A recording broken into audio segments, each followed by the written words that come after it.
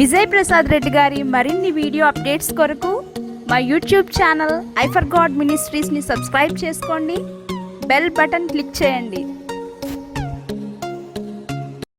మహోన్నతుడా, మహాశక్తి సంపన్నుడా మా కన్న తండ్రి, మీ పవిత్ర నామానికి, మీ పరిశుద్ధ నామానికి, మా ప్రభువును మా ప్రియ రక్షకుడు, మీ ప్రియ కుమారుడైన క్రీస్తు వారి శ్రేష్టమైన అతి పవిత్రమైన నామములో హృదయపూర్వకంగా కృతజ్ఞతాస్తుతులు చెల్లించుకొనిచున్నాం తండ్రి.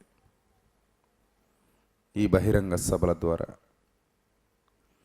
మీ జ్ఞాన గ్రంథంలోని విషయాలను ఈ ప్రపంచానికి నేటికి అర్థం కాని గొప్పదైన మీ మనస్సును, మీ రక్షణ సంకల్పాన్ని మీ పిల్లలకు తెలియజేయడానికి సిద్ధపడి ఉండగా,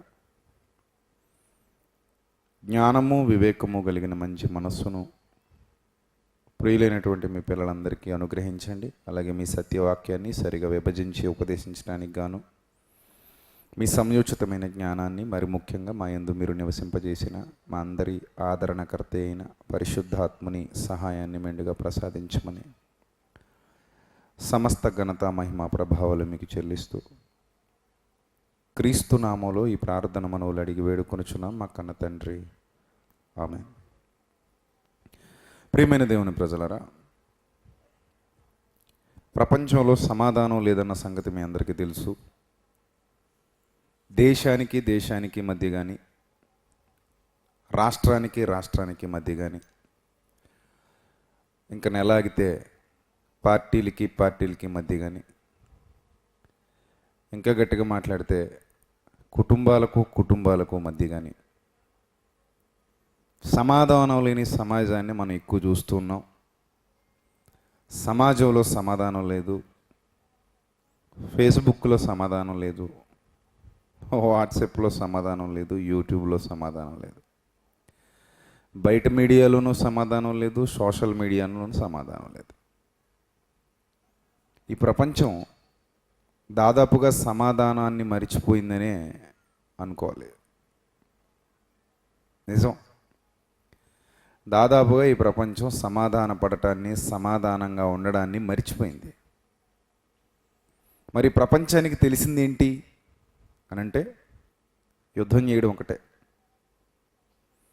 బాహ్యంగా మరో మనిషితో యుద్ధం చేయడానికి, రక్తపాతం జరిగించడానికి, రక్తం చిందించడానికి, రక్తం ఒలికించడానికి, కొట్టుకోవడానికి, తిట్టుకోవడానికి సమాజం ఎప్పుడు స్పీడ్గా ఉంటుంది, ముందుంటుంది.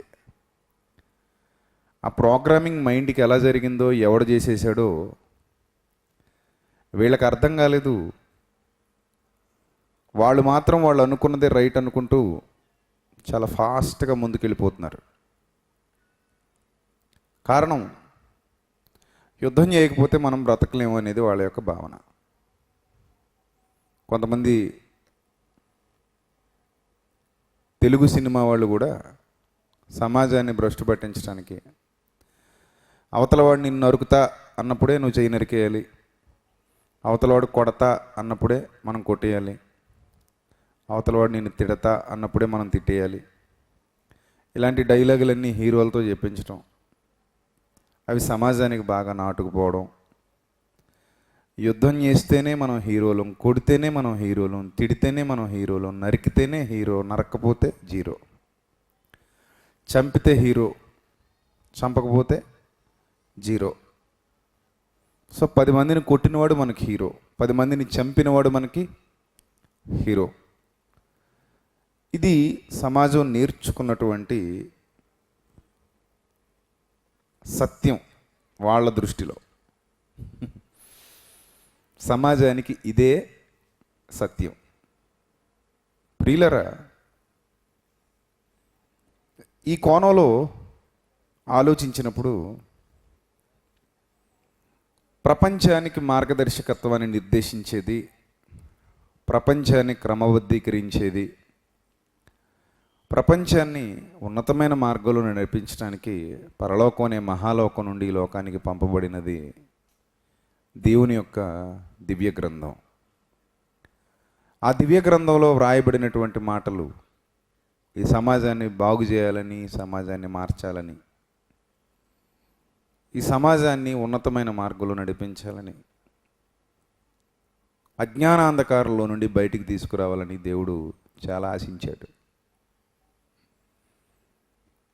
ఆ పరిస్థితిలో కొంతమంది ఇప్పటికీ సమాధానాన్ని కోరుకోవాలి, సమాధానాన్ని వెంటాడాలి, సమాధానమే శరణ్యం, సమాధానాన్ని మించింది లేదు, యుద్ధం గొప్పదా సమాధానం గొప్పదా అంటే సమాధానమే గొప్పది అని చెబుతున్నప్పుడు కొందరికి వచ్చేటువంటి బలమైన అనుమానం ఏంటంటే, మరి అలాగైతే పాత నిబంధనలో యుద్ధాలు జరగలేదా? ఘోరాతి ఘోరంగా జరిగాయి, నరుక్కోటలు, చంపుకోటలు. నిజం. పూర్వకాలపు రాజుల చరిత్ర చూస్తే యుద్ధాలలో ఏముంది అనంటే,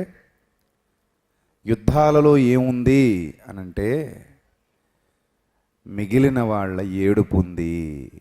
అదే సమాధానం. మిగిలిన వాళ్ళ ఏడుపు అంటే చావకుండా బ్రతికి మిగిలిన వాళ్ళ ఏడుపు ఉంది. యుద్ధాలలో ఏం మిగిలింది? ఛిద్రమైన కుటుంబాల అరణ్యరోదన మిగిలింది, ఆక్రందన మిగిలింది. యుద్ధాలలో ఏం మిగిలింది? అవయవాలు తెగిపడిపోయి చావలేక బ్రతకలేక కొట్టుమిట్టాడుతున్న ఎన్నో జీవితాలు మిగిలాయి. యుద్ధం ఏమిచ్చింది? శవాల గుట్టలనిచ్చింది. కంపు కొడుతూ కుళ్ళిపోతున్న ఎన్నో జీవచ్ఛవాలను నిలబెట్టింది.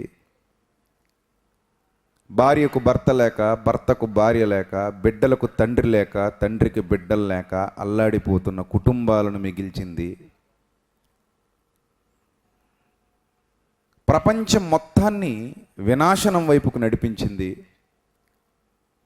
సాటి సహోదరుల మధ్య సమాధానాన్ని చంపేసింది. యుద్ధం ఏమిచ్చింది? యుద్ధం ఏమిస్తుంది? ప్రశాంతమైన జీవితాన్ని అతలాకుతలం చేస్తుంది. యుద్ధం ఏమిస్తుంది? ఆహార వనరులన్నిటినీ అగ్నిపాలు చేస్తుంది. యుద్ధం ఏమిస్తుంది? ఆకలే లేని వాడిని కరువు బారిన పడేలా చేస్తుంది. యుద్ధం ఏమిస్తుంది? ఆరోగ్యంగా ఉన్నవాడు రోగగ్రస్తుడిగా మారి, వ్యాధిగ్రస్తుడిగా మారి, రక్తాన్ని ధారపోసి రక్తాన్ని నేల మీద ఒలికించి బతకటానికి బాధపడే పరిస్థితిని కల్పిస్తుంది. యుద్ధంలో మిగిలేదేమీ లేదు. గెలిచిన వాడికి మిగిలింది లేదు, ఓడిన వాడికి మిగిలింది లేదు. గెలిచిన వాడికి ఎంతో కొంత నష్టం ఉంటుంది, ఓడిన వాడికి ఎంతో కొంత నష్టం ఉంటుంది. నష్టం లేకుండా యుద్ధం ఉండదు. ఖచ్చితంగా బాహ్య సంబంధమైన యుద్ధాలలో ఖచ్చితంగా నష్టం ఉంటుంది. కానీ ప్రపంచం ఏంటో దాన్నే కోరుకుంటుంది. పైకి ఎంత శాంతంగా ఉన్నట్టు నటిస్తున్నా ఒక్కసారి బోర మోగింది అంటే ఎవ్వడు వెనక్కి తగ్గడు. అది పల్లె యుద్ధాలైనా ప్రపంచ యుద్ధాలైనా ఏవైనా కానివ్వండి. అవి పల్లెల్లో జరిగే యుద్ధాలైనా ప్రపంచ యుద్ధాలైనా అప్పటి వరకు మౌనంగా ఉంటాడు. బోర మోగింది అంటే ఎక్కడ వెనక్కి తగ్గడు, ఖచ్చితంగా ముందుకు దూసుకెళ్ళిపోతాడు. రే పౌరుషం అంటాడు. పౌరుషం తగ్గితే మన ఇజ్జత్ దెబ్బతినిపోద్ది. తగ్గకూడదు. మాటకు మాట, మాట తర్వాత తోట, తోట లేకపోతే చేతివాటం, కత్తి. ఏదో ఒక ఆయుధం పట్టాలి, యుద్ధం చేయాలి. ఇవన్నీ చెబుతున్నా కూడా ఎక్కడో మనసులో చిన్న భావన, మరి దేవుడు శాంతి కాముకుడు అని చెప్తున్నారు కదా, ఆయన శవకాముకుడు కదా. ఆయన ఎలా శాంతి కాముకుడు అయ్యాడు? శవకాముకుడు. ఎందుకంటే ఎన్నో శవాలు నేల రాలిపోవడానికి పాత నిబంధన గ్రంథంలో దేవుడు కారకుడు అయ్యాడు కదా. అలాంటి శవకాముకుడిని శాంతి కాముకుడుగా ఎలా చూపించే ప్రయత్నాలు చేస్తున్నారు మీరు అని అడిగేవాళ్ళు కూడా లేకపోలేదు. ప్రియులరా, వాస్తవాలు ఆలోచన చేస్తే దేవుడు సమాధానకర్తే తప్ప యుద్ధానికి ఇష్టపడేవాడు ఎంత మాత్రం కాడు. ఇది మనకు అర్థం కావాలి అంటే కొంత చరిత్ర మనకు తెలియాలి, కొన్ని సంగతులు మనకు తెలియాలి, వాటి పర్యవసానాలు మనకు తెలియాలి, ఏం జరిగితే బాగుంటుందో మనకు తెలియాలి. నిజంగా యుద్ధాన్నే కోరుకుంటే అమెరికా అనే అగ్రదేశం ఒక చిన్న దేశమైన జపాన్ మీద దాడి చేసి హిరోషిమా నాగసాకి అనే పట్టణాల మీద అణుబాంబును జారవిడిచిన సంగతి మీ అందరికీ తెలియంది కాదు. చరిత్ర పుస్తకాల్లో నేటికి మనం చదువుకుంటున్నాం. చరిత్ర పుస్తకాల్లో ఇది జరిగి చాలా కాలం అయిపోయింది. జపాన్ కూడా అగ్రదేశంగా మారుతూ మారుతూ వస్తుంది క్రమక్రమంగా. అమెరికా సంపన్న దేశాల్లో చోటు సంపాదించుకుంది అప్పటి నుండే. కానీ ఏ పాపము ఎరుగని పసిబిడ్డలు, అన్యం పుణ్యం ఎరుగని పసిబిడ్డలు నేటికి ఆ హిరోషిమా నాగసాకి పట్టణాల్లో వికలాంగులుగా, కాళ్ళు లేని వాళ్ళుగా, చేతులు పనిచేయని వాళ్ళుగా, కళ్ళు పనిచేయని వాళ్ళుగా, శరీరంలో అవయవాలు ఏదో ఒక అవయవం దెబ్బతినిపోయే విధంగా పుట్టుకొస్తున్నారు అని అంటే ఆ అణుబాంబు ప్రభావం నేటికి ఆ పట్టణాల మీద ఉంది. ఎప్పుడో జరిగిన యుద్ధం, అణుయుద్ధం, ఎప్పుడో జరిగిన అణుయుద్ధం ఇప్పటికీ ఆ ప్రభావం ఉంది. కొన్ని ప్రాంతాల్లో, కక్షలతో రగిలిపోతున్నటువంటి ప్రాంతాల్లో చేతులు లేని వాళ్ళు, కాళ్ళు లేని వాళ్ళు, పేగుల్లో మంట, పేగుల్లో బాధ, అన్నం తినలేకపోవడం, అవయవాల్లో ఎక్కడో చిన్న లోపం, నిత్యం మందులు వాడడం, ఆపరేషన్ల మీద ఆపరేషన్లు, సరిగా నడవలేకపోవడం, సరిగా కూర్చోలేకపోవడం, సరిగా ఆహారం తినలేకపోవడం, ఇలాంటి జీవితాలు చాలా కుటుంబాల్లో కనబడుతూ ఉంటాయి. కారణం ఎప్పుడో ఒకప్పుడు రగిలినటువంటి కక్ష, ఎప్పుడో వాళ్ళు చేసినటువంటి ఒక చిన్న యుద్ధం. ఆ చిన్న యుద్ధం కారణంగా జీవితం అంతా నలిగిపోవాల్సిన పరిస్థితి ఏర్పడింది. భర్త చనిపోయిన తర్వాత భార్య బిడ్డల్ని పెంచలేక రోజు కన్నీళ్లతో కడుపు నింపుకుంటూ కాలం గడిపేటువంటి పరిస్థితులు చాలా కుటుంబాల్లో ఉన్నాయి. అంటే ఈ భర్త యుద్ధానికి సిద్ధపడ్డాడు కనుక, ఈ భర్త ఆవేశం, ఈ భర్త ఏమాత్రం వెనక్కి తగ్గని గుణం, మీరు తగ్గొద్దు అని ప్రోత్సహించిన ఆ భార్య నోటి వాటం, ఇవన్నీ పిల్లల్ని తండ్రి లేనివాడిని చేసేసాయి, ఆ భార్యని భర్త లేనివాడిని చేసేసాయి, ఒకడిని జైలు పాలు చేసేసాయి. జైలు చరిత్ర పుస్తకాలు మీరు తిరగేస్తే చాలా ఖైదీల చరిత్రలు ఇలాగే ఉంటాయి. ఆవేశంలో చేసిన యుద్ధాల ఫలితంగా వాళ్ళు ఎదుర్కొంటున్నటువంటి ఆక్రందనలు, వాళ్ళ కుటుంబాలు ఎదుర్కొంటున్నటువంటి అగమ్యగోచరమైనటువంటి పరిస్థితులు, వీటన్నిటికీ కారణం, వీటన్నిటికీ మూలం సమాధానం లేకపోవటం, యుద్ధానికి సిద్ధపడటం. బైబిల్ గ్రంథంలో దేవుడు యుద్ధాలకు ఎప్పుడు ఇష్టపడుతున్నాడు, యుద్ధాన్నే కోరుకుంటున్నాడు, యుద్ధమే ప్రామాణికం అంటున్నాడు, యుద్ధమే పరమావధి అంటున్నాడు, యుద్ధం శరణం గచ్చామి అంటున్నాడు అనుకుంటే పొరపాటు ప్రియులరా, పొరపాటు. అసలు పాత నిబంధన గ్రంథపు దేవుని ఆలోచన విధానం ఎలా ఉండేదో కొన్ని వచనాలు చూస్తే మనం ఆశ్చర్యపోక తప్పదు. పాత నిబంధన యుగం వేరు, కొత్త నిబంధన యుగం వేరు. అవి రెండు వేరు యుగాలు. అలానే అంతకు ముందున్న పితరుల యుగం వేరు. పితరుల యుగం నుండి పాత నిబంధన యుగానికి, పాత నిబంధన యుగం నుండి కొత్త నిబంధన యుగానికి కాలమాన పరిస్థితుల్లో ప్రయాణాలు జరుగుతూ వచ్చాయి. ఆ పాత నిబంధన యుగం ప్రారంభమైనప్పుడు ఒక జాతి మాత్రమే దేవుని కనుసన్నల్లో నడుస్తుంది, ఆ జాతి మాత్రమే దేవుని ఆలోచనలో నడవటానికి ఇష్టపడుతుంది. మిగిలిన జాతులన్నీ వాళ్ళ పుర్రెలో బుద్ధి పుట్టిన విధంగా, వాళ్ళ పుర్రెలో ఉన్న బుద్ధి, వాళ్ళ పుట్టిన బుద్ధి అది మంచిదా చెడ్డదా అనవసరం. వాళ్ళ బుద్ధి వాళ్ళకి మంచిది, వాళ్ళ పుర్రెలో పుట్టిన బుద్ధి వాళ్ళకి మంచిది. దానిని అనుసరించి జీవిస్తున్నాయి అన్యజనాంగాలు ఆ కాలంలో. ఏనాటి మాటది? సుమారు ఒక 3600 సంవత్సరాల క్రిందటి మాట. నిన్న మొన్న విషయం కాదు కదా మనం మాట్లాడుకునేది. నిన్న మొన్న విషయం కాదు ఇప్పుడు మనం మాట్లాడుకునేది. పాత నిబంధన యొక్క ప్రారంభం అంటే సుమారు ఒక 3600 సంవత్సరాల క్రిందటి మాట. ఆ తర్వాత కూడా అన్యజనాంగాల్లో చాలా యుద్ధాలే జరిగాయి. కనికరం లేని యుద్ధాలు, కారుణ్యం లేని యుద్ధాలు, జాలి లేని యుద్ధాలు, భయంకరమైన యుద్ధాలు, ప్రపంచాన్ని ఊచకోత కూసినటువంటి యుద్ధాలు, గర్భిణీ స్త్రీలను కూడా కనికరించని యుద్ధాలు, పసిబిడ్డలను కూడా కనికరించని యుద్ధాలు, మానవ సంహారం జరిగింది, భయంకరమైన వధ జరిగింది. ఆ వధలో ఎన్నో జీవాలు నేల రాలిపోయాయి, ఎన్నో జీవాలు మట్టిలో కలిసిపోయాయి, రక్తపు టేరులు ప్రవహించాయి, రక్తపు మడుగులు ప్రవహించాయి, శవాల గుట్టలు కనిపించాయి. ఇలాంటి పరిస్థితులు పూర్వకాలం నుండి జరుగుతూనే వస్తున్నాయి, పూర్వకాలం నుండి.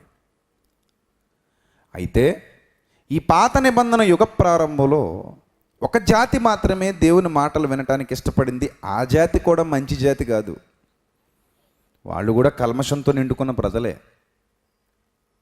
వాళ్ళు కూడా ఐగుప్తులో నుండి వచ్చారేమో, ఐగుప్తు ఆచారాలు బాగా వంట పట్టించుకున్న వాళ్ళే.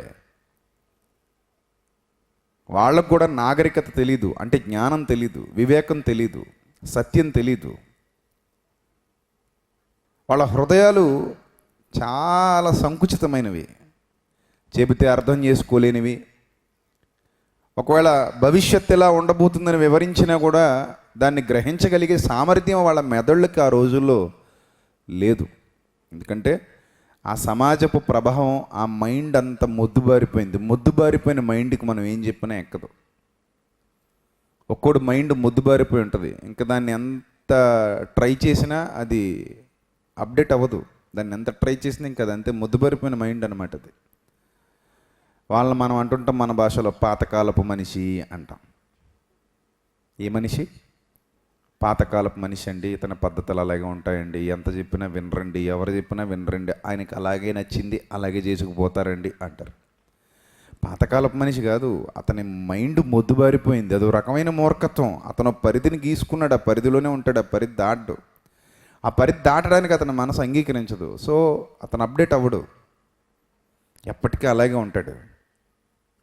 ఇప్పుడే ఇలాంటి వాళ్ళు మనకు తారసపడుతుంటే 3600 సంవత్సరాల కిందట ఆ పరిస్థితి ఎలా ఉంటుందో ఒకసారి అంచనా వేయండి. 3600 సంవత్సరాల కిందట పరిస్థితి ఎలా ఉంటుందో ఒక్కసారి అంచనా వేయండి. ఆనాటి సమాజాన్ని ఒకసారి క్యాలిక్యులేట్ చేయండి, చాలా భయంకరంగా ఉంటుంది.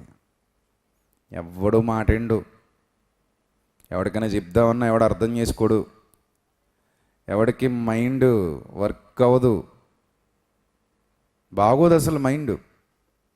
వాళ్ళకి ఏది నచ్చితే అదే సత్యం, వాళ్ళకి ఏది నచ్చితే అదే నిజం, వాళ్ళు ఎలా నడిస్తే అదే కరెక్ట్ వే. మేము ఎప్పుడు కరెక్ట్ వేలోనే వెళుతున్నాం అనుకుంటూ కాలం వెలిబుచ్చుతూ ఉంటారు వాళ్ళు. ఇది ఆనాటి పరిస్థితి.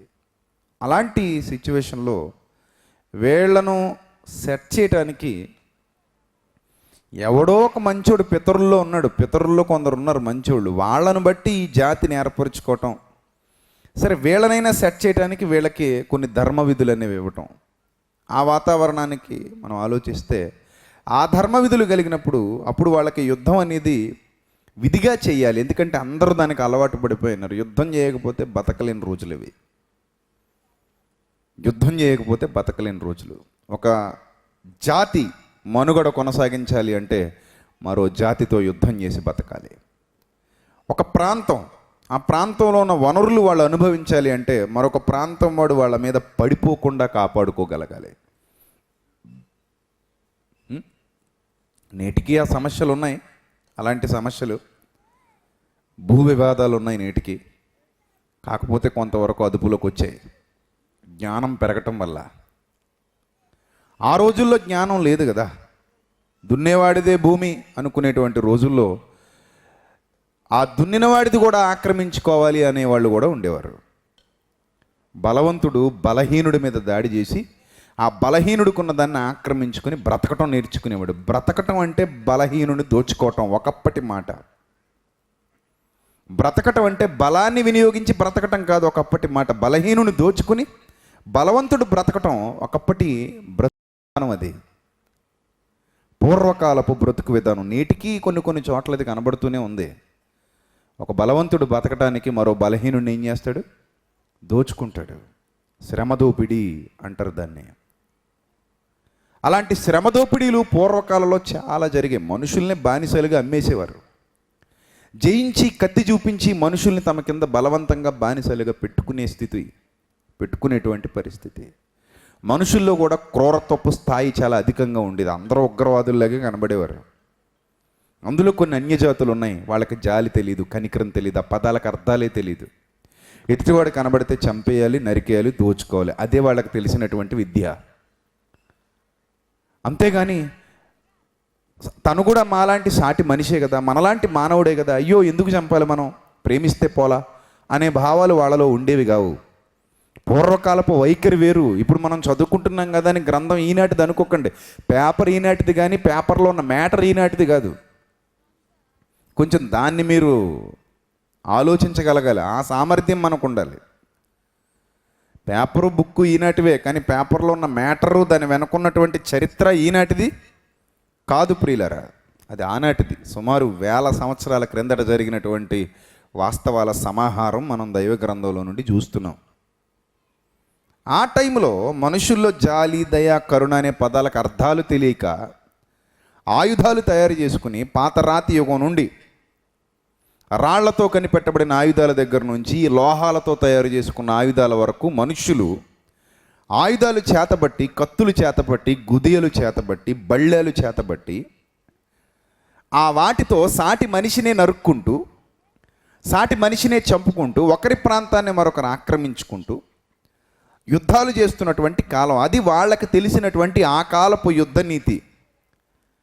అంత తొందరగా దాన్ని ఆపాలి అనుకుంటే, యుద్ధం ఆగిపోవాలి, యుద్ధం ఆపాలి అనుకుంటే అవతలవాడు వినే పరిస్థితిలో లేడు. అవతలవాడు అస్సలు విండు.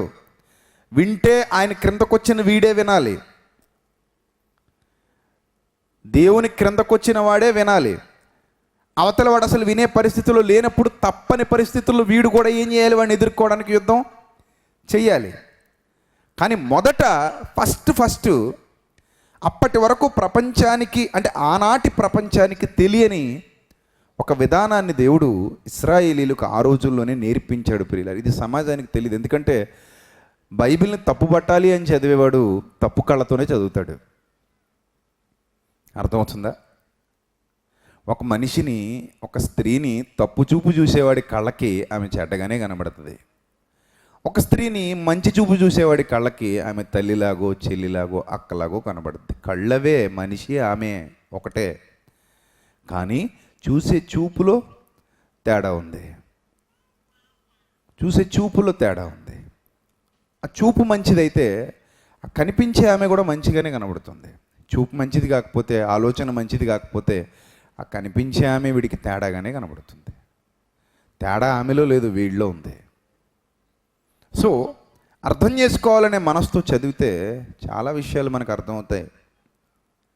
లేదు నేను ఒకే కోణంలో అర్థం చేసుకుంటాను, నేను పట్టుకున్న కుందేలకు 3 కాళ్ళు అంటే ఎవడేం చేయలేడు కదా, ఎవడేం చేయలేడు.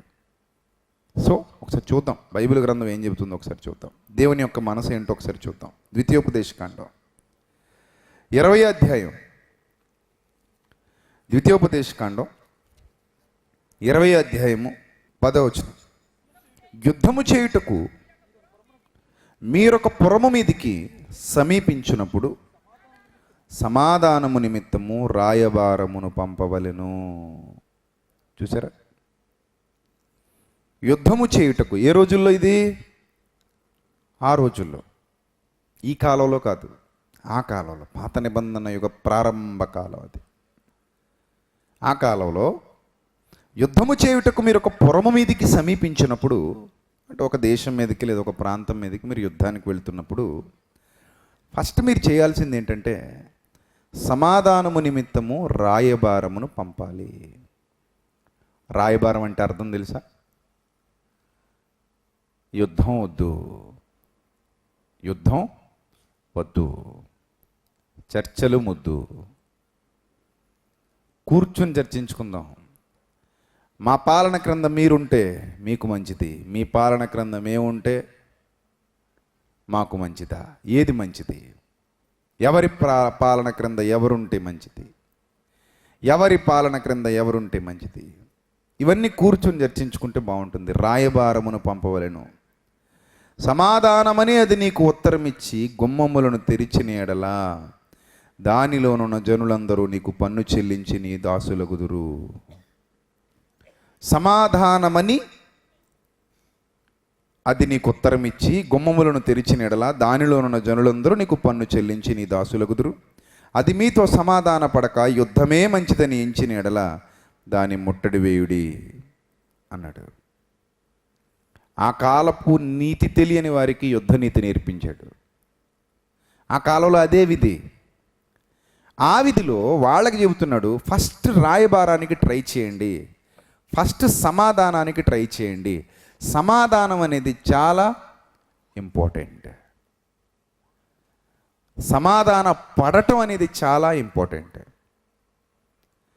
ఆ కాలంలో దీన్ని ఎవ్వరు ఇష్టపడలేదు, అస్సలు ఇష్టపడలేదు. సమాధాన పడటం అనే దాన్ని ఎవరు ఇష్టపడలేదు. ఇష్టపడితే బ్రతికే అవకాశం కూడా లేదు. నిజం. ఆ కాలంలో సమాధానాన్ని నిజంగా ఇష్టపడితే బ్రతికే అవకాశం కూడా లేదు. ఎందుకంటే అవతల వాడు బ్రతకనివ్వడు వీళ్ళని. ఎందుకంటే అవతలి వాడికి జాలి, దయ, కరుణ ఇలాంటివి ఏవి లేవు. వాడు క్రూరంగా చంపుతాడు, ఘోరంగా చంపుతాడు. అది వాళ్ళ యొక్క మనస్తత్వం. సో ఈ సందర్భాన్ని మనం జాగ్రత్తగా ఆలోచిస్తే దేవుడు మొదటి ప్రాధాన్యత దేనికి ఇస్తున్నాడు? సమాధానానికి ఇస్తున్నాడు. రాయబారం పంపించండి, సమాధానం నిమిత్తం రాయబారం పంపించండి. ఫస్ట్ ప్రియారిటీ సమాధానానికి ఇవ్వండి, రాయబారానికి ఇవ్వండి. కానీ ప్రజలు, చెబుతున్నాను కదా, ఆ యొక్క ఆలోచనల్లో లేరు. దేవుని యొక్క మనసు కూడా యుద్ధానికి ఇష్టపడేది కాదు. అంటే మనుషులు చనిపోవటం ఆయనకి ఇష్టం కాదు. నిజంగా క్రూరులైతే దేవుడు శిక్ష విధించాడు. ఆయా రీతుల్లో ఇశ్రాయేలీల్ని వాడుకొని ఆయన ఒక న్యాయాధిపతిగా, వీళ్ళు తలారీలుగా, ఆయన శిక్ష విధించేవాడుగా, వీరు శిక్ష అమలు చేసేవారిగా, ఆయన గొప్ప న్యాయాధిపతిగా కొన్ని సందర్భాల్లో శిక్షలు విధించాడు. కానీ మనిషి మారితే, తనతో సమాధాన పడితే సంతోషపడేవాడే దేవుడు. వాళ్ళ జీవితాల్లో కూడా యుద్ధం ఉండకూడదు, సమాధానంగా ఉండాలని కోరుకున్నవాడే దేవుడు. చూడండి, మరొక వచనాన్ని చూస్తే కీర్తనల గ్రంథంలో 46వ కీర్తన 9వ వచనం చూద్దాం ప్రియులారా. కీర్తనల గ్రంథం 46వ కీర్తన 9వ వచనం. ఆయనే బూదిగంతముల వరకు యుద్ధములు మాన్పువాడు అన్నాడు. ఆయనే బూదిగంతముల వరకు యుద్ధములు మాన్పువాడు, విల్లు విరిచివాడు, బల్లెమును తెగనరుకువాడు ఆయనే. విల్లు విరిచేస్తాడట, బల్లెని ఏం చేస్తాడట? తెగ నరికేస్తాడట. విల్లు విరిగిపోయిందంటే ఇంక యుద్ధానికి పనిచేయదు. బళ్ళెను తెగ నరికేశారంటే ఇంక అది కూడా యుద్ధానికి పనిచేయదు. యుద్ధ రథములను అగ్నిలో కాల్చివేయవాడు ఆయనే. దేవుని యొక్క మనసిది అని భక్తుడు చెబుతున్నాడు. దేవుడు యుద్ధాన్ని ఎప్పుడు కూడా ఇష్టపడ్డు, యుద్ధాన్ని ప్రోత్సహించాడు. కానీ మనుష్యులు క్రూరులుగా మారిపోయినప్పుడు, మనుష్యులు భయంకరులుగా మారిపోయినప్పుడు, చీడ పురుగులుగా మారిపోయినప్పుడు, వారి ద్వారా సమాధానం కోరుకునే వారికి నష్టం కలగకుండా కొన్ని సందర్భాలలో, కొన్ని ప్రత్యేక సందర్భాలలో, పూర్వకాలంలో యుద్ధాలకు అనుమతి ఇచ్చాడు. యెహోవాయే యుద్ధములను జరిగించువాడు, మా కేడెము ఆయనే, మా బాహు ఆయనే, మా బలం ఆయనే, మా రథములు ఆయనే, మా డాలు ఆయనే, మా ముందర నడుచువాడు ఆయనే. అనేక సందర్భాల్లో భక్తులు లాంటి మాటలు మాట్లాడగలిగారు. అంటే అనేక సందర్భాల్లో ఆయన ఆనుకున్న ప్రజలు ఇలా మాట్లాడగలిగారు అంటే కారణం అవతలి వారు చాలా క్రూరులుగా వ్యవహరించినటువంటి సందర్భాలు అవి. అవతలి వారు చాలా భయంకరులుగా, దైవద్రోహులుగా, దేవునికి అవిధేయులుగా, దైవ భీతి కానీ దైవ భక్తి కానీ లేనివారుగా బ్రతుకుతున్నటువంటి పరిస్థితులు. అలాంటి పరిస్థితుల్లో దేవుడు వారిని న్యాయాధిపతిగా వారికి శిక్షలు విధించడం అనేది జరిగింది. ఆయన ఒక న్యాయాధిపతిగా ఉండి, కానీ ఆయన ఎప్పుడు కూడా ఫస్ట్ ప్రియారిటీ సమాధానానికే ఇచ్చాడు. సాటి మనిషిని బ్రతకనిస్తూ మీ బ్రతుకులు మార్చుకుంటే నువ్వెవడివైనా సరే ఉన్నతమైన స్థితిలో నేను నిన్ను ఉంచుతాను అనే భావన దేవునిది నాటికి నేటికి. శిక్ష తప్పించుకోవాలి మనుషులు, తమ బ్రతుకు దిద్దుకోవాలి, సమాధాన పడాలి అనేటువంటి భావనే దేవునిది. ప్రియులారా, కానీ మనుష్యుల ఆలోచన విధానం అలా ఉండదు. యుద్ధం జరిగితే కలిగే నష్టాన్ని ఊహించరు. యుద్ధం చేయడం ఏదో వీరత్వం, శూరత్వం అనుకుంటారు. యుద్ధం చేయటం వీరత్వం, శూరత్వం కాదు. యుద్ధం వలన కలిగేది నష్టం, చాలా భయంకరమైన నష్టం.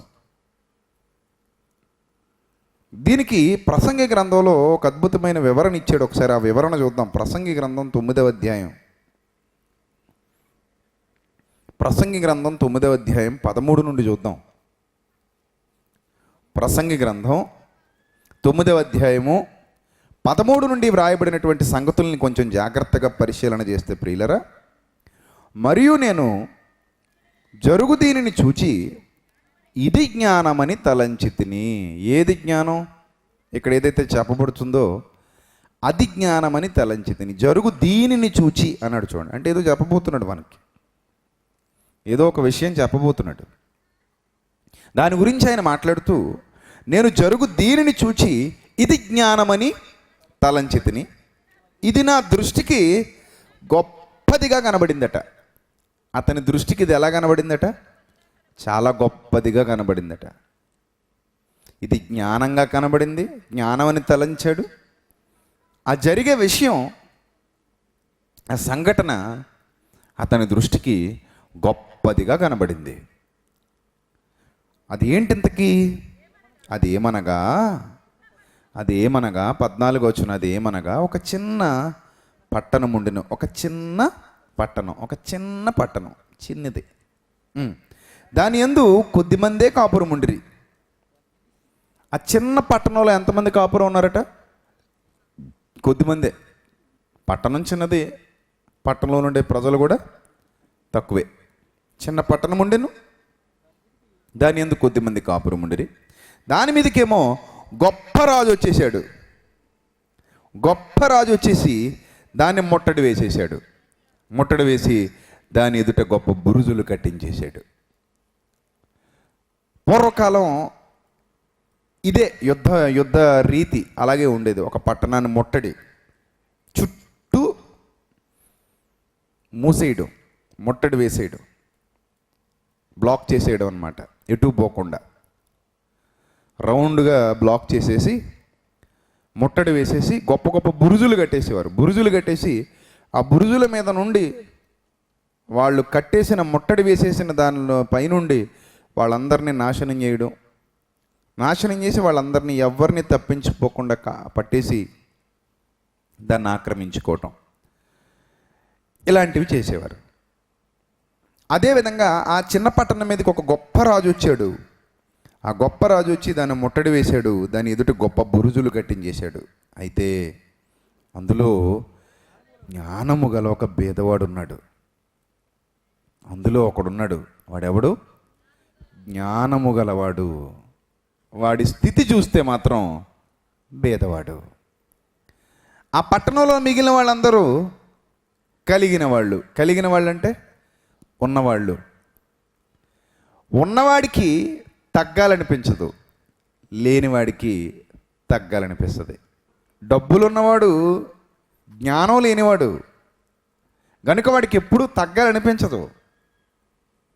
కానీ భేదవాడు డబ్బు లేనివాడు కానీ ఏమున్నవాడు? జ్ఞానం ఉన్నవాడు ఏం చేశాడంటే యుద్ధం మంచిది కాదు అనుకున్నాడు. మన పట్టణానికి బురుజు వేసేశారు, ముట్టడి వేసేశారు, బురుజులు కట్టేశారు. ఏదేమైనా ఇప్పుడు సమాధానం లేకపోతే, ఆ గొప్ప రాజుతో సమాధాన పడకపోతే ఖచ్చితంగా పట్టణం ఏమైపోతుంది? నాశనం అయిపోతుంది. పట్టణంలోని ప్రజలందరూ ఏమైపోతారు? నాశనం అయిపోతారు. అందులో నా కుటుంబం కూడా ఉంటుంది, మేము కూడా నాశనం అయిపోతాం. పోనీ వాడితో యుద్ధం చేద్దామా అంటే అంత శక్తి సామర్థ్యాలు మన దగ్గర లేవు.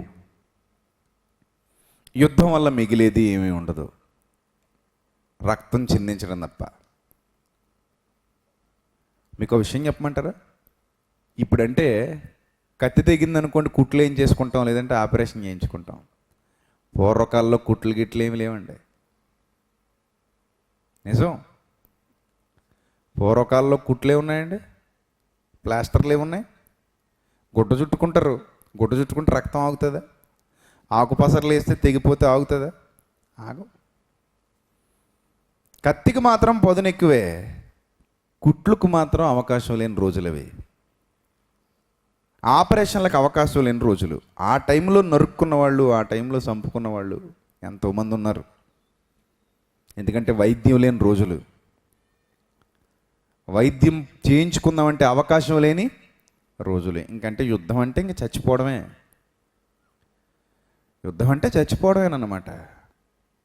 అలా ఎన్నో కుటుంబాలు నాశనం అయిపోయాయి. ఈ పట్టణం మీద కూడా ఒకడు వచ్చాడు, రాజు వచ్చాడు. అయితే అందులో జ్ఞానము గల ఒక బీదవాడు ఉండి తన జ్ఞానము చేత ఆ పట్టణాన్ని ఏం చేశాడు తెలుసా? రక్షించాడు. ఎలా రక్షించాడు అనంటే ఒకటే మార్గం, సమాధానం.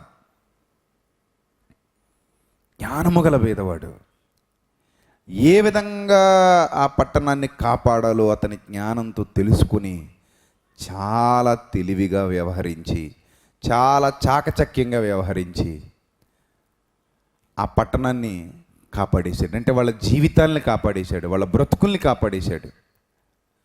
వాళ్ళలో ఏ ఒక్కరు నశించకుండా కాపాడుకోగలిగాడు తన జ్ఞానం చేత. అంత గొప్ప కార్యం జరిగింది అక్కడ. జరిగితే అయినను ఎవ్వరునూ ఆ భేదవారిని జ్ఞాపకం ఉంచుకొనలేదు అంటాడు. చూడండి అక్కడ, ఎవ్వరు ఆ భేదవాడిని జ్ఞాపకం ఉంచుకోలేదట. ఎందుకంటే వాడి బేదరికమే కారణం. వాడి బేదరికమే కారణం. అక్కడ గొప్ప కార్యం చేసిన వాడు భేదవాడు గనుక, ఆ భేదవాడు యుద్ధాన్ని ఆపేశాడు గనుక, యుద్ధాన్ని ఆ భేదవాడు ఆపడం కారణంగా, ఆ ప్రజల్ని రక్షించడం కారణంగా ఎవ్వరు కూడా ఆ భేదవాడిని జ్ఞాపకం ఉంచుకోలేదు. కాగా నేను ఇట్లా అనుకుంటుని, బలము కంటే జ్ఞానము శ్రేష్టమే కానీ భేదవారి జ్ఞానం తృణీకరింపబడును. చూసారా? బలము కంటే జ్ఞానము శ్రేష్టమే. బలం గొప్పదా, జ్ఞానం గొప్పదా అంటే జ్ఞానమే గొప్పది. ఎమ్మెల్యే గొప్పడా, కలెక్టర్ గొప్పడా? ఎమ్మెల్యే నిషాని కొన్ని సందర్భాల్లో, అంటే అందరు కాదు, మంత్రుల్లో నిషానీలు ఉంటారు, ఎంపీల్లో కూడా నిషానీలు ఉంటారు. ల్యాప్టాప్ తీసుకుని ఎలా వాడాలో తెలియలేని వాళ్ళు కూడా అసెంబ్లీకి వెళ్ళిపోయారు. ల్యాప్టాప్లో ఏం చేయాలో తెలియక బూత్ సినిమాలు చూస్తున్నారు. ఇది నాయకుల పరిస్థితి. ఇలాంటి వాళ్ళ ముందుకి ఎవరెళ్ళి వంగి వంగి దండాలు పెట్టాలి? ఐఏఎస్లు. అసలు ఐఏఎస్ పాస్ అవ్వడం కష్టమా సులువా? కష్టం. కానీ వీడు పరీక్ష రాసి పాస్ అవ్వగలడా? 10th క్లాస్ కూడా పాస్ అవ్వలేడు. కానీ వీడికి ఏముంది? బలం. బలం ఉంది కాబట్టి ఒక జ్ఞానవంతుడిని కూడా ఏం చేశాడు? చిన్నగా చేశాడు. అర్థమవుతుందా? ఒక జ్ఞానవంతుడిని కూడా తన క్రింద పెట్టేసుకున్నాడు. ఇక్కడ ఏమంటాడంటే, బలము కంటే జ్ఞానం శ్రేష్టమే కానీ భేదవారి జ్ఞానం తృణీకరింపబడును, వారి మాటలు ఎవరునూ లక్ష్యం చెయ్యరు. వారి మాటలు ఎవరు పట్టించుకోరు. అర్రే వద్దు, ఇలా కాదు, ఇది కరెక్ట్ కాదు, మీరు ఆగండి. చంపుకోవటం వల్ల, కొట్టుకోవటం వల్ల వచ్చే ఉపయోగం ఏమీ ఉండదు. కూర్చొని మాట్లాడుకోవడం శ్రేయస్కరం, లేదా తెలివిగా వ్యవహరించడం శ్రేయస్కరం, కానుకలిచ్చి తప్పించుకోవడం శ్రేయస్కరం, బహుమానాలు ఇచ్చి తప్పించుకోవడం శ్రేయస్కరం. ఏ విధంగానైనా సరే బ్రతకటం శ్రేయస్కరం తప్ప చావడం శ్రేయస్కరం కాదు. కొంచెం మనసు పెట్టి ఆలోచించండి. కత్తి మీద పడింది అంటే, శరీరం తెగిపోయింది అంటే రక్తం బయటికి పోతుంది, బాధ భరించాలి. అవయవాలు తెగిపోతే బాధ భరించాలి. ఇవన్నీ కాకుండా సమాధాన పడితే ఈ పరిస్థితులు ఏమి ఉండవు కదా. ఎందుకు కొట్టుకోవడం వల్ల ఉపయోగం ఏముంది? దానివల్ల ఏం ఉపయోగం లేదు. కానీ వారి మాటలు ఎవ్వరునూ లక్ష్యము చేయరు. బుద్ధిహీనులలో ఏలువాని కేకల కంటే, బుద్ధిహీనులలో ఏలువాడంటే అధికారి అని అర్థం. ఈడేం చేస్తాడట? కేకలేస్తాడట. బుద్ధిహీనులలో ఏలువాని కేకల కంటే మెల్లగా వినబడిన జ్ఞానుల మాటలు శ్రేష్టములు. కానీ మనిషికున్న మైండ్ సెట్ ఏంటో తెలుసా? కేకలు వినబడుతున్నాయంటే తొందరగా వెళ్తాడు, మాటలు వినబడుతున్నాయంటే పట్టించుకోడు. మీరు కూడా అంతే కదా. ఎక్కడైనా గట్టిగా ఎవరైనా కేకలేసుకుంటున్నారనుకోండి, ఏంటో తెలుసుకోవాలని ఇంట్రెస్ట్. ఇంట్లో వంట వండుకునే వాళ్ళు కూడా పొయ్యి కట్టి మరీ బయటికి వెళ్ళిపోతారు. కేకలు వినబడుతున్నాయి, ఎవరో కొట్టుకుంటున్నారు. మనకి కేకలు ఇష్టం, కానీ ఇక్కడ అంటున్నాడు బుద్ధిహీనులలో ఏలువాని కేకల కంటే మెల్లగా వినబడిన జ్ఞానుల మాటలే శ్రేష్టములు. జ్ఞానుల మాటలు శ్రేష్టములు. కానీ సమాజానికి మాటలు ఇష్టం ఉండవు. మరి ఏమి ఇష్టం? కేకలు ఇష్టం. బుద్ధిగా మన క్రైస్తవుల సభలు కూడా ఈ మధ్య కేకలతోనే నిండిపోయాయి. ఈ మధ్య ఏంటండి, ఎప్పటి నుంచో క్రైస్తవుల సభ అంటేనే ఏంటని అర్థమైపోయింది అందరికీ. కేకలు అని అర్థమైపోయింది. కొన్ని చోట్లయితే పర్మిషన్లు కూడా ఇవ్వట్లేదు. రే ఇక్కడ పెట్టకండి అంటున్నారు. ఎందుకంటే కేకలు లేకపోతే ఆరాధన ఉండదట. ఇదే విచిత్రం, మరి నాకు అర్థం కాదు. వాక్యం వినడానికి కేకలు ఎందుకండి? ప్రశాంతమైన వాతావరణంలో ప్రభు మాటలు వినడానికి కేకలు అవసరమా? ప్రభువుని ఆరాధించడానికి మనకు పూనకాలు అవసరమా? పూనకం లేకపోతే ప్రభు ఆరాధింపబడడా? ఎక్కడ నేర్చుకున్నారు ఇది? ఎవరి దగ్గర నేర్చుకున్నారు? ఏ సంప్రదాయం ఇది? దేవుని సంప్రదాయమా, అన్య సంప్రదాయమా? పూనకాలు, కేకలు, పూనకాలు మనవావి. అల్లరి దేవునిదా? అది అల్లరి దేవునిదా? దేవుడు అల్లరికి కర్త, సమాధానమునకు కర్త కదా. మరి అల్లరి ఎక్కడి నుంచి వచ్చింది? ఎవరు తెచ్చారు? ఎవరు తెచ్చారు? ఏమో మీకే తెలియాలి. లోగుట్టు పెరుమాళ్ కెరక అన్నట్టు మీకే తెలియాలి. చూడండి అక్కడ ఏమంటాడంటే, బుద్ధిహీనులలో ఏలువాని కేకల కంటే మెల్లగా వినబడిన జ్ఞానుల మాటలే శ్రేష్టములు. మెల్లగా వినబడిన జ్ఞాని మాట శ్రేష్టమైనది. అది యుద్ధాన్ని ఆపింది. ఆ తర్వాత అంటాడు, యుద్ధాయుధముల కంటే జ్ఞానమే శ్రేష్టము అంటాడు. యుద్ధాయుధాలు, రథాలు, కత్తులు, ఈటెలు, బల్లెలు, ధనుస్సులు, బాణాలు, గుండులు, రాళ్ళు, పలుగులు, పారలు, కత్తులు, కొడవళ్ళు. వీటితో మనిషి ప్రాణాలు తీయొచ్చు, కుటుంబాల్ని నాశనం చేయొచ్చు, జీవితాల్ని పాడు చేయొచ్చు, సమాధానాన్ని చంపేయచ్చు, శవాల గుట్టల మీద నడుచుకుంటూ పోవచ్చు.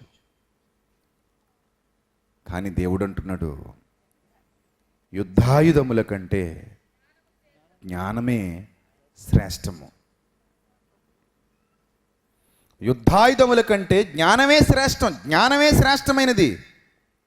కానీ ఒక పాపాత్ముడు యుద్ధమే కావాలని చెప్పి అనేకమైన మంచి పనులను ఏం చేస్తాడు? చెరిపేస్తాడు. వాడు పాపాత్ముడు. వాడికి సమాధానం ఇష్టం ఉండదు, సమాధాన పడటం ఇష్టం ఉండదు, సమాధానంగా జీవించటం ఇష్టం ఉండదు, సమాధానాన్ని కోరుకోవడం ఇష్టం ఉండదు. వాడికి కావాల్సింది యుద్ధం, వాడి జీవితానికి కావాల్సింది యుద్ధం. ఈ రోజుల్లో కూడా చాలామందికి యుద్ధం అంటేనే ఇష్టం. దాన్ని మీరు ఎలా చెప్పగలరు అన్నారు అనుకోండి, ఇంకెలా చెప్పగలం? మాస్ అంటారు, విన్నారు ఎప్పుడైనా? మాస్ మీకెందుకు తెలీదు? కమర్షియల్. మాస్ అంటే ఏంటి? కమర్షియల్. కమర్షియల్గా కాసుల వర్షం కురిపించేది ఏది? మాసే. అర్థమవుతుందా? హీరో అంటే ఎవడు? నరకాలి, చంపాలి, 10 మందిని కొడితే హీరో, 10 మందిని చంపితే హీరో. ఇప్పుడు మన ముందున్న మాస్ హీరోలందరూ అలా ఎవరినో కొట్టినట్టు మనకు చూపించిన వాళ్ళే. నిజానికి వాళ్ళు ఏం కొట్టలేదు ఎవరిని. బొమ్మ మొదలైన దగ్గర నుంచి ఇప్పటి వరకు, మన తాతల కాలం నుంచి ఇప్పటి వరకు అన్ని బొమ్మలు ఆడుతున్నాయి, కానీ ఏ బొమ్మలో ఎవడు ఎవడిని నిజంగా కొట్టలేదు, ఎవడు ఎవడిని నిజంగా చంపలేదు, ఎవడు ఎవడిని నిజంగా నాశనం చేయలేదు, ఎవడెవడ తలలో నరకలేదు. కానీ మీకు ఆ బొమ్మలు అలా చూపించారు కాబట్టి వాళ్ళు జీరోలైనా మీకు ఇప్పటికీ హీరోలే, ఎప్పటికీ హీరోలే. ఆవిడ 20 మందిని కొట్టాడు, ఆవిడ 30 మందిని కొట్టాడు, వీళ్ళు 40 మందిని కొట్టాడు, ఒక్కొక్కడిని కాదట 100 మందిని అట ఒకేసారట. అలా కొట్టాడు, ఇలా కొట్టాడు, ఇలా కొట్టాడు, అలా కొట్టాడు అని రకరకాలుగా చెప్పుకొని ఆనందపడిపోవడం తప్పితే వాళ్ళు ఎవరిని ఎప్పుడు కొట్టరు. అదంతా నటన. కానీ ఆ నటనే నిజమనుకున్న భ్రమలో వాళ్ళు మీకు ఏమైపోయారు? హీరోలు అయిపోయారు. మీకు కూడా అదే ఇష్టం. ఈ మాస్ మైండ్ ఉన్నవాడు ఏమనుకుంటాడు తెలుసా? ఒక ఫైట్ కూడా లేదండి ఇందులో, ఏం లేదట, ఒక ఫైట్ కూడా లేదట. ఫైట్ లేకపోతే నచ్చదట వీళ్ళకి. అంటే ఏం కావాలి? ఫైట్ కావాలి. అది చూసి వచ్చే పిల్లలు బ్యాట్లు పట్టుకోవడం, చైన్లు పట్టుకోవడం, రాడ్లు తీసేయడం. యవనోళ్ళు ఉంటారు కదా, మంచి వేడివేడిగా ఉంటారు, గొప్ప అనుకుంటారు వీళ్ళు. అరే మన టీం మంది, వాడి టీం వాడిది, మన బ్యాచ్ మంది, వాడి బ్యాచ్. మన బ్యాచ్ ఉన్న ఎవడైనా ఏమనంటే వాడి బ్యాచ్ మీదకి మన బ్యాచ్ వెళ్ళిపోవాలి. రండి చూసుకుందాం. ఎక్కడ చూసుకుందాం? ఊరు అవతల, ఊరి పొలిమేరల్లోనా, ఇక్కడ ఎక్కడైనా సరే రెడీ. సరిగ్గా ఎముకలు ఇరిగిపోయి హాస్పిటల్లో ఉన్నప్పుడు, కొళ్ళబొడి చేసి అవయవాలన్నీ నాశనం అయిపోయి రక్తం ఎక్కిస్తున్నప్పుడు అప్పుడు అంటావా రెడీ అని? అంటావా? తలకాయ పగిలిపోయేంత వరకు ఎవడ మాట వినమే కదా? తలకాయ పగిలిపోయేంత వరకు ఎవడ మాట వినపడదు. చెవుల్లోంచి రక్తం గారుతున్నప్పుడు అప్పుడు వినపడతాయి సరిగ్గా మాటలు, ఆ కొంచెం బయటకు వచ్చేసాక. ఏ కాలో చెయ్యి విరిగిపోయి ఇసుక బత్తాలు కట్టేసి పైకి ఏలాడ తీసేస్తే అప్పుడు ఆ బెడ్ మీద పడుకొని ఎందుకబ్బా ఆ టైంలో ఇలా చేశాను, ఎంత సుఖంగా ఉన్న ప్రాణాన్ని దుఃఖాన పెట్టుకున్నాను, యుద్ధం బాగుందా ప్రశాంతంగా జీవించే జీవితం బాగుందా అంటే అప్పుడు చెప్తావు ప్రశాంతంగా జీవించే జీవితమే బాగుంది, యుద్ధం బాలేదు, యుద్ధం బాలేదు. మన కూడా కొంతమంది మనకి పాకిస్తాన్కి యుద్ధం జరుగుద్దని ఆశగా చూశారు. ఏమంటే ఒక విషయం గుర్తుపెట్టుకోండి, మనకి పాకిస్తాన్కి యుద్ధమే కనుక జరిగితే యుద్ధంలో వాళ్ళు 100 మంది చచ్చారు అనుకోండి, మన వాళ్ళు 20 మంది అయినా చావరా? ఒక్కసారి ఆలోచించండి. వాళ్ళు 100 మంది చచ్చారు, కనీసం మన వాళ్ళు 20 మంది అయినా చావరా? ఖచ్చితంగా చనిపోతారు. కానీ ఆ 20 మందిలో ఈ యుద్ధం కావాలని కోరుకున్నోడు మాత్రం ఉండడు. వీడు దొంగ, వీడు ఇక్కడుండే కోరుకుంటాడు, వీడు చేయడు. మళ్ళీ మా సైనికులు ఉన్నారు, వాళ్ళు చేస్తారు, చేసేయండి చేసేయండి చేసేయండి. నువ్వు చేయవా? నువ్వు వెళ్తావా అక్కడికి? నువ్వు వెళ్తావా? నువ్వు వెళ్ళవు. నువ్వు వెళ్తే నువ్వు పోతావన్న సంగతి నీకు తెలుసు. నువ్వు ఎక్కడుండే ఫేస్బుక్లో పోస్టులు పెడతావు, వేసేయండి, పొడిసేయండి, తుడిసేయండి అంటావు. నేను తుడిసేయాలి ముందు. మన వాళ్ళు కూడా చనిపోతారు యుద్ధం జరిగితే, మన వాళ్ళకు కూడా నష్టం జరుగుతుంది, మన వాళ్ళ కుటుంబాలు కూడా బాధపడతాయి. సో మనం కోరుకోవాల్సింది యుద్ధాన్ని కాదు, సమాధానాన్నే. అవతలవాడు సమాధానంగా ఉంటే వాడి పని వాడు చేసుకుంటాడు, మనం సమాధానంగా ఉంటే మన పని మనం చేసుకుంటాం. వాడికి బుద్ధి ఉంటే అసలు మన మీదకి రాడు ఉత్త పుణ్యాన. వాడికి బుద్ధి లేక వస్తున్నాడు మన మీదకి, వాడి జ్ఞానం లేక వస్తున్నాడు మన మీదకి. వాడి దేశంలో వాడికి ఆ జ్ఞానం ఎవడు చెప్పకపోవటం వల్ల, వాడి దేశం ఆ ఉగ్రవాదాన్ని పెంచి పోషించటం వల్ల ఆ మూర్ఖుడు శాంతిగా సమాధానంగా ఉందామనుకున్న వాళ్ళ మీదకి వస్తున్నాడు. ఎట్టి పరిస్థితుల్లోనూ హింస పెరిగిపోతుంది కదా, మరి యుద్ధం అనివార్యం, తప్పదు, చెయ్యాల్సిందే అని అంటే దేవుడు అంటాడు పరిష్కారం అది కాదు. దానికి చాలా రకాలైన పరిష్కారాలు ఉన్నాయి. యుద్ధం కంటే సమాధానమే గొప్పది. సమాధానాన్ని మించినది ఈ ప్రపంచంలో ఏదీ లేదు, ఏదీ లేదు. అది అనుభవించిన వాడికి తెలుస్తుంది, అనుభవించిన వాడికి తెలియదు.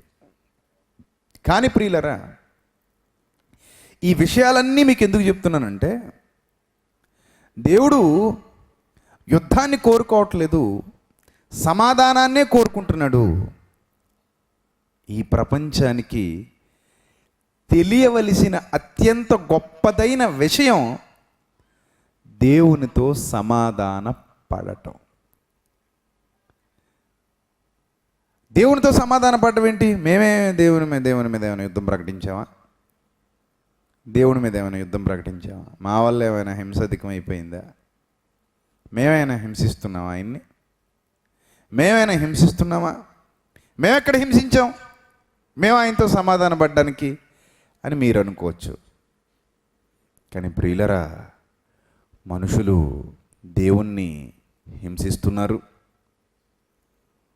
మనుషులు దేవునితో సమాధాన పడవలసిన వారై ఉన్నారు. అందుకే ఒకనాడు ఒక వ్యక్తిని క్రింద పడగొట్టి కళ్ళు పోగొట్టి ఆకాశం తెరవబడి ఒక స్వరం వినబడుతుంది. ఏమన్నా తెలుసా? నీవెవరు, ఎవడవు నీవు అని క్రింద పడిన వాడు అడుగుతుంటే పైనుండి మాటలాడుచున్నవాడు అంటున్నాడు,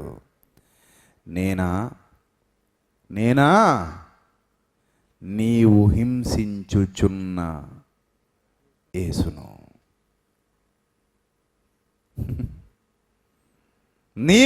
నీవు ఎవరినైతే హింసిస్తున్నావో నేనే ఆయనను అన్నాడు.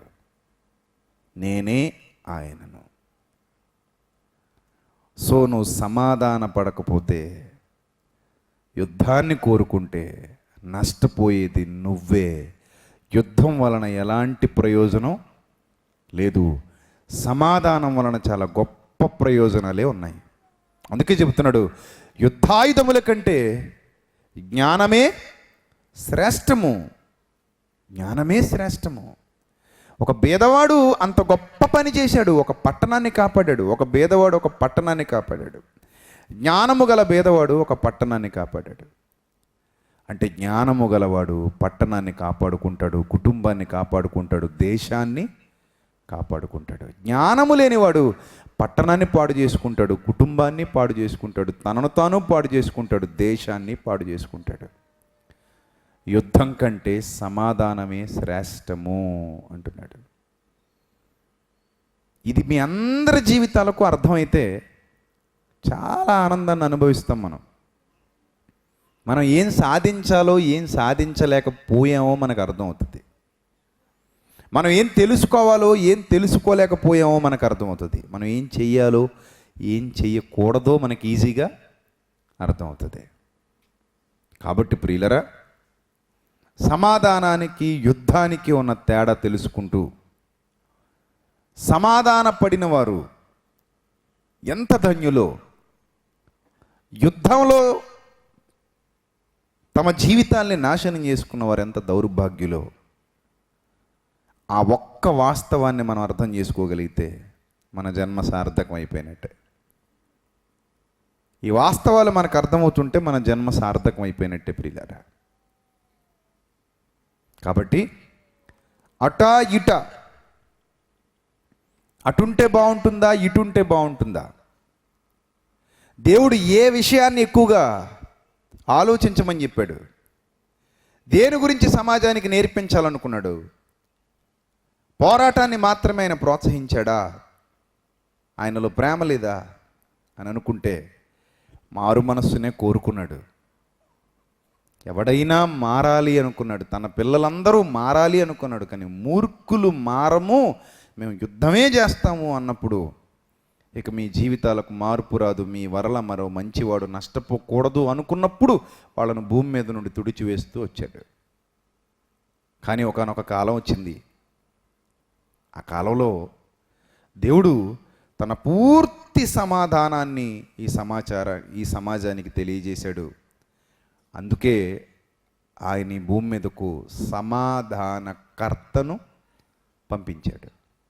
సమాధానకర్త. దానికి ముందటి చరిత్ర తెలిస్తే ఆశ్చర్యం.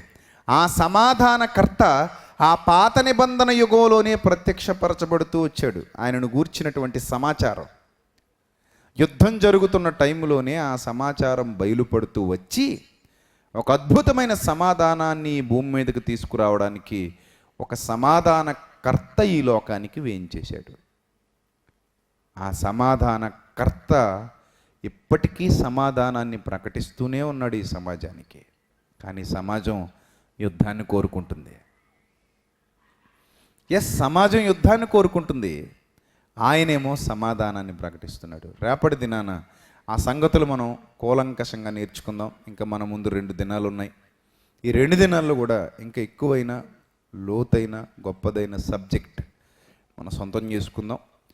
మీరు మీతో పాటు అనేకులను వెంట పెట్టుకుని రండి. మరీ పొద్దుగూకిన తర్వాత వచ్చి నిద్రపోవడం కరెక్ట్ కాదు. తొందరగా వస్తే తొందరగా నేర్చుకొని తొందరగా ఇంటికి వెళ్ళొచ్చు. రేపు కలుద్దాం, ప్రార్థన చేసుకుందాం. క్రీస్తునందు మమ్మల్ని అతి మిక్కిలిగా ప్రేమించిన మా కన్న తండ్రి, సర్వకృపానిధి యోగు మా దేవ, సర్వోన్నతుడా, సర్వశక్తిమంతుడా, మీ మనస్సు గొప్పది, మీరు వ్రాయించిన మాటలు గొప్పవి తండ్రి. వాటిని అర్థం చేసుకోగలిగే హృదయాన్ని మాకు ఇవ్వండి, జ్ఞానాన్ని ఇవ్వండి తండ్రి. మీ పిల్లలు కేవలం వినివారు మాత్రంగా ఉండి తమను తాము మోసగించుకోకుండా వింటున్నటువంటి మాటల ప్రకారంగా ప్రవర్తించగలిగే ధన్యతను అనుగ్రహించమని, వారి వారి కుటుంబాలకు వారిని క్షేమంగా చేర్చమని, మరలా రేపటి దినాన్ని మీ చిత్తం అయితే మేమందరం ఇక్కడ సమకూర్చబడి మరిన్ని మహాజ్ఞాన సంగతులు మీ గ్రంథములో నుండి నేర్చుకోవడానికి మాకు అందరికీ అవకాశాన్ని ప్రసాదించమని క్రీస్తు నామములో ఈ ప్రార్థన మనవులు అడుగుచున్నాం మా కన్న తండ్రి. ఆమెన్. అందరికీ వందనాలు.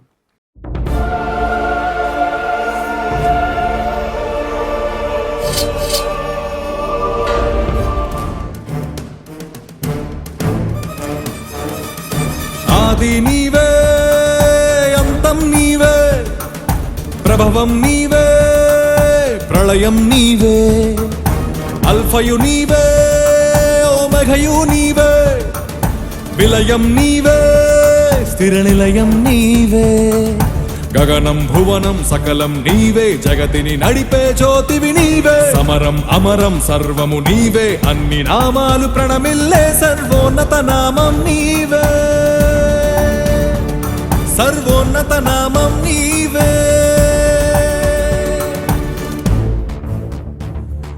సర్వలోక న్యాయాధిపతి, సర్వలోక న్యాయాధిపతి, సర్వలోక న్యాయాధిపతి, సర్వలోక న్యాయాధిపతి, సర్వలోక న్యాయాధిపతి వాకిట నిలిచియున్నాడు. జనములందరికి ఫలమిచ్చుటకు తీర్పు తీర్చబోతున్నాడు. సర్వలోక న్యాయాధిపతి వాకిట నిలిచియున్నాడు. జనములందరికి ఫలమిచ్చుటకు తీర్పు తీర్చబోతున్నాడు. వేల దూతలతో బూరధ్వనులతో మేఘమండలము పైన యూదా గోత్రపు కదమ సింహముతో కదలి వస్తుంది సేన. క్రీస్తు న్యాయపీఠం ఎదుట ప్రత్యక్షం కావాలందరూ, క్రీస్తు న్యాయపీఠం ఎదుట ప్రత్యక్షం కావాలందరూ.